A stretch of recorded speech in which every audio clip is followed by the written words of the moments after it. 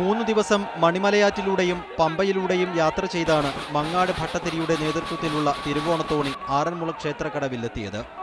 രാവിലെ 6 മണിയോടെ എത്തിയ തിരുവോണത്തോണിക്ക് ആചാരാനുഷ്ഠാനങ്ങൾ പ്രകാരമുള്ള സ്വീകരണമാണ് നൽകിയത്.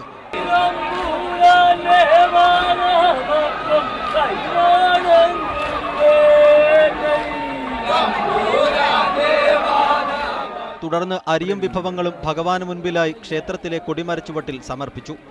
ഇന്നലെ വൈകുന്നേരത്തോടെ കാട്ടൂരിലെത്തിയ തിരുവോണത്തോണിയിൽ 18 നായർ തറവാടുകളിൽ നിന്നും ശേഖരിച്ച വിഭവങ്ങളും നെല്ലുകുത്തിയ അരിയും വിറകും നിറച്ചാണ് ആറന്മുളയിലേക്ക് തിരിച്ചത്. കൂടെ 42 പള്ളിയോടങ്ങളുടെ അകമ്പടിയും. അടുത്ത 1 വർഷത്തേക്ക് ആറന്മുള ക്ഷേത്രത്തിലെ കെടാവിളക്കിൽ പകരേണ്ട ദീപവും തിരുവോണത്തോണിയിൽ കൊണ്ടുവന്ന് മേൽശാന്തിക്ക് കൈമാറി.